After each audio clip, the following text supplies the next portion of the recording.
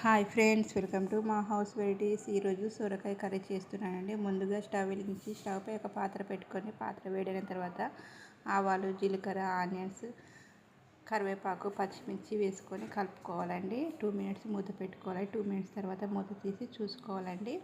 ఇందులో అల్లం వెల్లుల్లి పేస్ట్ వేసుకొని కలుపుకోవాలండి. అలాగే పసుపు కూడా వేసుకొని కలుపుకోవాలి.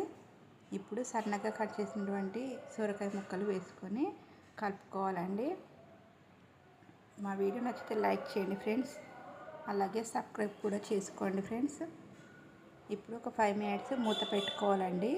5 మినిట్స్ తర్వాత మూత తీసి చూసుకోవాలి. పీసులు కొంచెం ఉడికినవి కదా.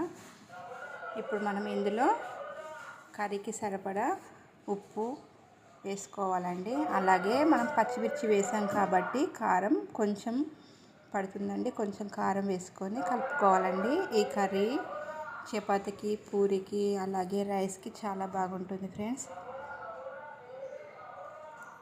ఇప్పుడు ఒక 2-3 మినిట్స్ మూత పెట్టుకోవాలండి. 2-3 మినిట్స్ తర్వాత మూత తీసి చూసుకోవాలి. కర్రీ రెడీ అయింది. ఇప్పుడు కొత్తిమీర వేసుకొని కలుపుకోవాలండి. అంతేనండి, సొరకాయ కర్రీ రెడీ అయింది. వీడియో నచ్చితే లైక్ చేయండి ఫ్రెండ్స్. Okay, bye.